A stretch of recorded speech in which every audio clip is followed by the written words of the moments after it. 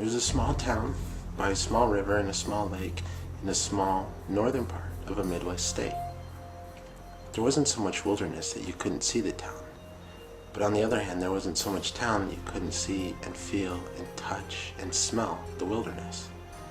The town was full of trees and dry grass and dead flowers now that autumn was here, and full of fences to walk on and sidewalks to skate on and a large ravine to tumble in and yell across. And the town was full of boys.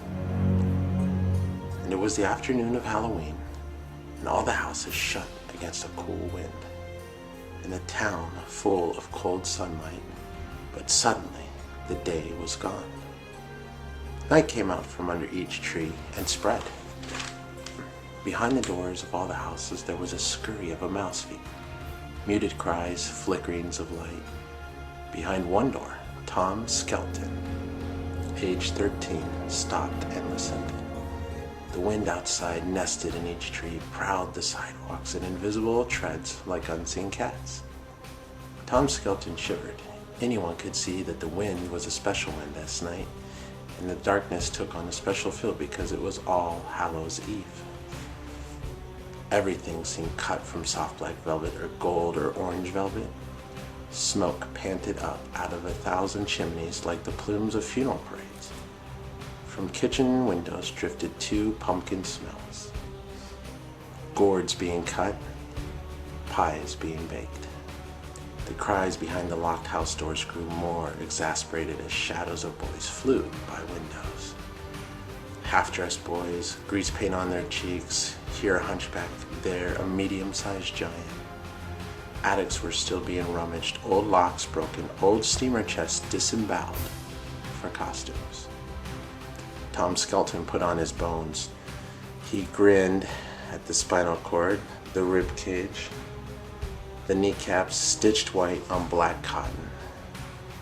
Lucky, he thought. What a name you got, Tom Skelton. Great for Halloween. Everyone calls you Skeleton. So what do you wear?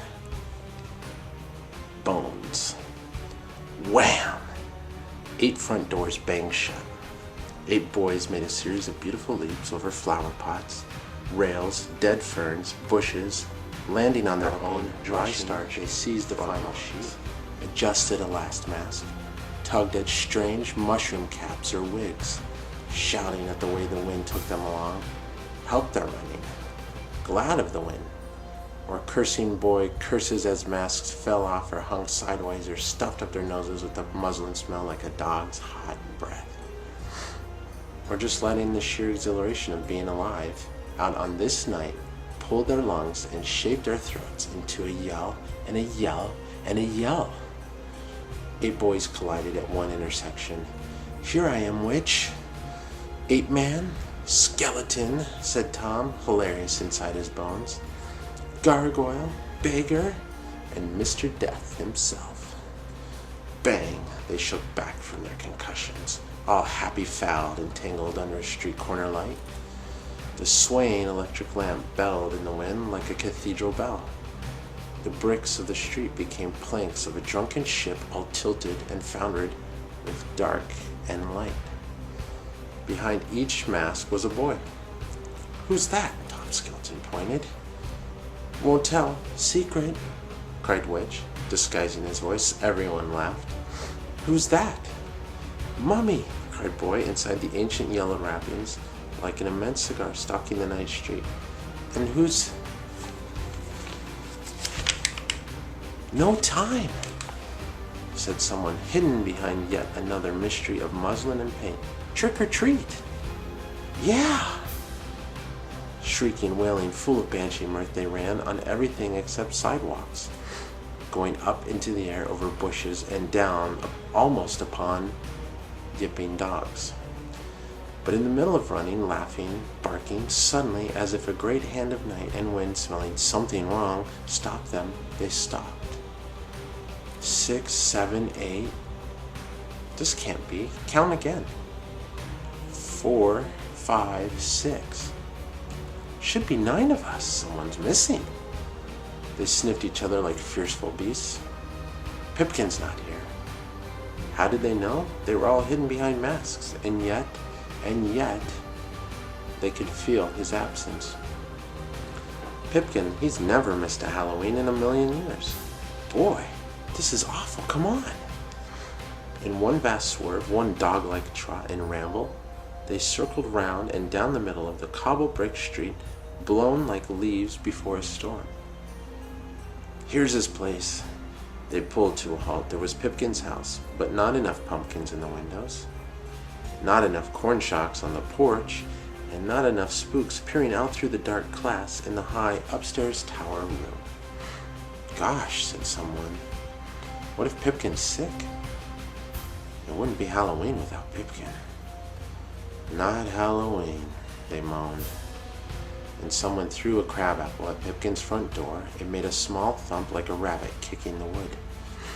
They waited, sad for no reason, lost for no reason. They thought of Pipkin in a Halloween that might be a rotten pumpkin with a dead candle in it, if Pipkin wasn't there.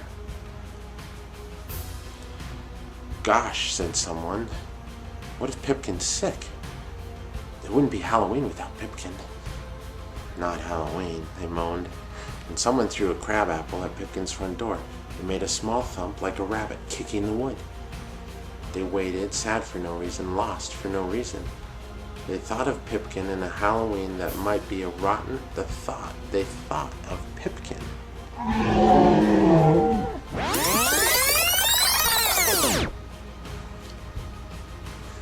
Gosh, said someone, what if Pipkin's sick? It wouldn't be Halloween without Pipkin.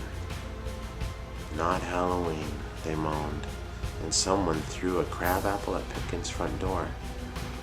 It made a small thump like a rabbit kicking the wood.